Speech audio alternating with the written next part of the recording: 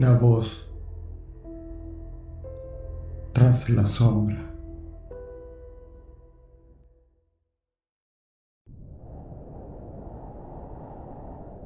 Desde esa noche duermo con la luz encendida. No lo hago por costumbre. Lo hago porque en la oscuridad total vuelvo a sentir esa mano en mi cuello, esa presión que no era humana, ese frío que venía de adentro, no de afuera. Tengo una marca en el cuello, que ningún médico ha podido explicar. Una quemadura con la forma exacta de una mano, sin palma, sin líneas de vida. Solo los dedos, marcados en la piel como si alguien hubiera aferrado un hierro al rojo vivo y lo hubiera apoyado ahí durante un segundo eterno. No fue un hierro. Y antes de que piensen que estoy exagerando o que perdí la cabeza, y entiendo que van a pensar eso, porque yo también lo pensaría, les digo una sola cosa. Todavía tengo el teléfono y todavía aparecen fotos. Fotos que yo no saqué.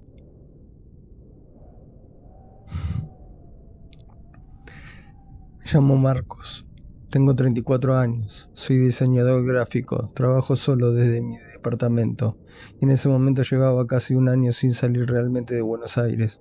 No me refiero a vacaciones turísticas, me refiero a silencio genuino, al tipo de silencio que no existe en una ciudad de 15 millones de personas. Un amigo me ofreció una cabaña en las sierras de Córdoba, zona rural a 40 kilómetros de Villa Carlos Paz, sin wifi, sin vecinos a la vista, con un camino de tierra que tardás 20 minutos en recorrer desde la ruta principal. Me dijo que valía el viaje solo por el paisaje, que el silencio ahí era de otro tipo, que limpia. No sé si me limpió algo, pero sí me dejó algo que no pedí. Llegué un viernes al atardecer. Llevé lo mínimo, ropa para 3 noches, comida, el teléfono. Uso el teléfono para fotografiar. No soy profesional, pero me gusta capturar luz natural, paisajes, ese tipo de cosas. Era la excusa perfecta para desconectarme sin sentir que perdía el tiempo. La cabaña era exactamente lo que esperaba. Madera oscura, estufa a leña, una ventana enorme con vista al cerro, todo perfectamente normal. Esa última palabra me da asco ahora. El primer día fue lo que necesitaba. Caminé, fotografié el atardecer desde una loma, comí algo simple. Esa noche me fui a la cama temprano, con la satisfacción pequeña y honesta de alguien que pasó el día al aire libre. Estaba revisando las fotos antes de dormir.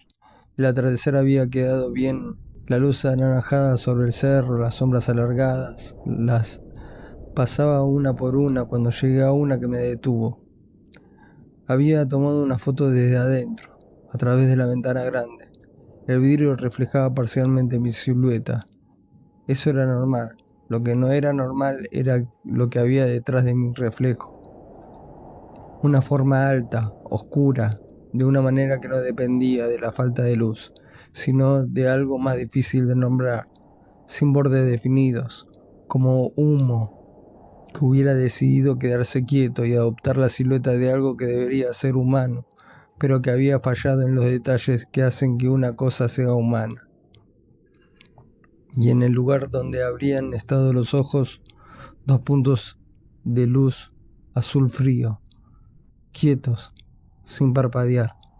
Los amplié con los dedos, me repetí que era un reflejo de la lámpara, que el vidrio de noche distorsiona, que hay efectos ópticos que parecen caras, presencias, formas porque el cerebro humano está diseñado para encontrar rostros en cualquier textura. Me lo repetí hasta creerlo. Borré la foto, apagué la luz, tardé 2 horas en dormirme. No supe por qué en ese momento. El sábado me desperté con esa sensación. ¿Saben a cuál me refiero? La certeza sin causa de que algo no está bien. No hay ningún estímulo concreto, solo algo en el ambiente, en la manera en que el silencio pesa diferente, en cómo la luz entra pero no calienta. Salí a caminar. Fotografié, volví al mediodía. Cuando abrí la galería había más fotos de lo que recordaba haber sacado. Al principio asumí el error humano, el botón presionado sin querer, la función de ráfaga activada por accidente, pero al ver las imágenes esa explicación se cerró como una puerta contra mi cara. Una foto de mi espalda mientras cocinaba, tomada desde el rincón de la cocina, a 2 metros de distancia, desde una altura de 1,80 m. Yo había estado solo. No hay ningún ángulo desde el que esa foto pudiera haberse sacado sola. Una foto del techo, sobre mi cama, tomada en ángulo cenital, directamente hacia abajo, como si el teléfono hubiera estado suspendido en el aire a 40 centímetros de mi cara mientras dormía. La almohada todavía tenía la marca de mi cabeza. Una foto desde afuera de la ventana. El vidrio tenía condensación de la madrugada. A través de ese empañado se veía mi silueta sentada en la mesa, de espaldas, con la luz encendida. La foto había sido tomada desde el exterior. La ventana había estado cerrada con el pestillo corrido. La revisé 3 veces. 4. Revisé la configuración del teléfono. Nada estaba activado. Ninguna función automática. Ninguna explicación técnica. Y entonces noté lo otro. En cada una de esas fotos, en las mías y en las que yo no había sacado, había algo en algún rincón del encuadre. No siempre en el mismo lugar, a veces al fondo, a veces en el borde, a veces casi fuera de cuadro, pero siempre de la misma forma, alta, oscura, con esos 2 puntos azules que no eran reflejo ni sobreexposición. Algo me estaba mirando y usaba mi teléfono para mostrarme que podía verme desde cualquier ángulo, en cualquier momento, sin que yo lo supiera. Me senté en el centro de la habitación con el teléfono en la mano y empecé a revisar cada imagen con la frialdad forzada de alguien que sabe que si entra en pánico en este momento va a quedar inútil, imagen por imagen, buscando el patrón. Fue en la 14ª foto cuando entendí algo que me cerró el estómago de una manera que no volví a sentir hasta que fue demasiado tarde para importar. La sombra no estaba en el fondo de las imágenes. Estaba en primer plano, entre la cámara y yo, como si no estuviera en el cuarto, sino del otro lado del lente, dentro del teléfono, mirando hacia afuera, como si el teléfono fuera una ventana y algo estuviera asomado a esa ventana desde el otro lado observando. Abrí la foto más reciente de la galería. El timestamp decía que había sido tomada hace 3 minutos antes. Yo llevaba 10 minutos sentado sin moverme. En esa imagen estaba yo, de espaldas, sentado exactamente donde estaba, sentado en ese preciso momento, y la sombra estaba parada detrás de mí, a menos de 1 metro, con los 2 puntos azules fijos en la nuca de mi cabeza, con una concentración que no era curiosidad ni rabia, era posesión. Levanté los ojos de la pantalla. La habitación estaba vacía, pero el aire tenía esa textura, esa ausencia que mencioné antes, como si el oxígeno siguiera ahí, pero algo esencial que viene con él ya no estuviera. Me levanté, agarré las llaves, caminé hacia la puerta con esa calma mecánica que uno adopta cuando el cuerpo entiende que no puede darse el lujo de entrar en pánico todavía. La luz se fue, no gradualmente, un corte instantáneo, total. La oscuridad que entró no era ausencia de luz, era presencia de otra cosa, una oscuridad con volumen, con textura, con temperatura propia. El teléfono fue lo único que quedó encendido, y en ese momento el teléfono tomó una foto solo. El flash iluminó la habitación por una fracción de segundo, menos de lo que tarda un parpadeo, lo suficiente para ver que la habitación estaba vacía. Caminé hacia la puerta, puse la mano en el empomo, lo giré, no abrió, no estaba con llave. El pomo giraba, pero la puerta no cedía ni 1 milímetro, como si algo la sostuviera del otro lado, con un peso que no era muscular sino estructural, como si la puerta y el marco se hubieran fusionado. El teléfono tomó otra foto. El flash iluminó, al fondo de la habitación, contra la pared del fondo, una forma oscura. Empujé la puerta con el hombro, una vez, 2 veces. La puerta no se movió. El teléfono tomó otra foto. La sombra estaba a 3 metros. Grité. No me avergüenza. Grité y golpeé la puerta con las palmas y el teléfono tomó otra foto y la sombra estaba a 2 metros y yo podía sentir algo que no había sentido en ningún momento de mi vida y que espero no volver a sentir nunca más. La sensación de que el espacio entre mi piel y mis huesos se estaba llenando de algo que no era mío, como si algo quisiera entrar en el espacio que yo ocupaba. El flash se disparó. La sombra estaba a 1 metro. El flash se disparó. La sombra estaba frente a mí. No vi un rostro. No había rostro. Solo oscuridad, que era más oscura que todo lo que la rodeaba. Y esos 2 puntos de luz azul a la altura exacta de mis ojos, fijos, sin parpadear, con una tensión tan absoluta que me hizo sentir que toda mi vida había estado siendo observada y que recién ahora me enteraba. Entonces me agarró del cuello. No voy a encontrar la palabra exacta para lo que sentí. No fue frío, aunque la piel me ardió como si me hubiera apoyado hielo seco. No fue calor, aunque la marca que quedó fue una quemadura. Fue las 2 cosas al mismo tiempo y ninguna de las 2. Fue la sensación de que algo sin temperatura propia estaba robando la mía. Los dedos, si se les puede llamar dedos, rodearon mi cuello completamente, sin apretar todavía, solo sosteniéndome. Y en ese sostenimiento había una información clara, sin palabras, que no iba a ir a ningún lado hasta que no terminara. Me inmovilicé, no por valentía, por parálisis absoluta. Y entonces me habló. No al oído exactamente, porque lo que sentí no viajó por el aire, viajó por dentro, por el hueso del cráneo, por la mandíbula, por algo que está detrás de los pensamientos y que uno sabe que existe hasta que algo lo toca desde afuera.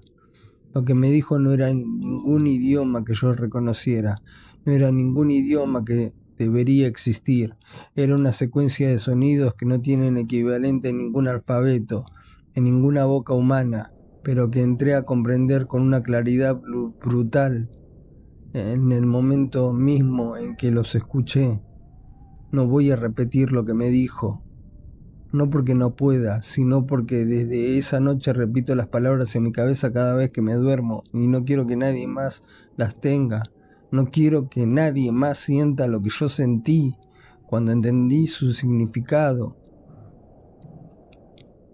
Les digo solo esto, no era una amenaza, era peor que eso. Era una promesa. Cuando terminó de hablar apretó un segundo, solo uno. La presión fue suficiente para hacerme ver luz en la oscuridad total, no el flash de teléfono, sino algo interno. El tipo de luz que ve el cerebro cuando el oxígeno no llega. Y me soltó. Caí contra la pared. La puerta cedió. Me caí al piso de la cabaña, con el cuerpo completamente desactivado. No sé cómo llegué a la silla. No sé exactamente qué parte del cerebro toma el control cuando el resto deja de funcionar, pero algo me hizo agarrar la silla de madera y lanzarla contra la ventana. Al segundo golpe el vidrio cedió. Salté al exterior sin pensar en el filo, sin pensar en nada. Corrí los 200 metros hasta el auto, guiándome por el camino de tierra que apenas recordaba, con el teléfono en la mano y sin mirar atrás. Me metí en el auto. Cerré la puerta, eché el seguro. Me quedé inmóvil, un momento con las manos en el volante sin poder mover los dedos. Después tomé el teléfono para llamar a alguien, para llamar a quien fuera. Pero antes de marcar vi la notificación. 1347 fotos nuevas en tu galería. Las abrí. No debería haberlo hecho, pero las abrí. Eran todas de esa noche, secuenciales. La cabaña desde afuera, yo cocinando en la tarde, yo leyendo, yo durmiendo, yo caminando hacia la puerta, yo empujando la puerta, yo paralizado en la oscuridad, todas tomadas desde ángulos que requerían estar en lugares donde no puede estar ninguna cámara que funcione de manera normal. Abrí la última foto. Era yo, recostado en el asiento del conductor con los ojos cerrados y la mano todavía en el volante, tomada desde el asiento trasero, ligeramente desde arriba, con ese encuadre limpio y deliberado de alguien que sabe exactamente lo que está fotografiando. El timestamp decía que había sido tomado 40 segundos atrás. Yo llevaba menos de un minuto en el auto. Arranqué y manejé 5 horas sin detenerme. Han pasado semanas. La marca en el cuello no desaparece. Fui a 3 médicos. El primero dijo quemadura térmica. El segundo dijo reacción alérgica severa. El tercero me miró durante un momento largo después que me miró a mí y me dijo que no tenía explicación para la forma. Que las marcas de quemadura no adoptan esa geometría de manera espontánea. Que los dedos que la habían dejado eran demasiado largos, demasiado separados. Me derivó un psicólogo. Fui, no volví. Borré las fotos, las 1347, una por una, mirando cada imagen antes de eliminarla, como si necesitara ser testigo de lo que había pasado para poder archivarlo en algún lugar del cerebro donde las cosas que no tienen explicación van a quedarse quietas.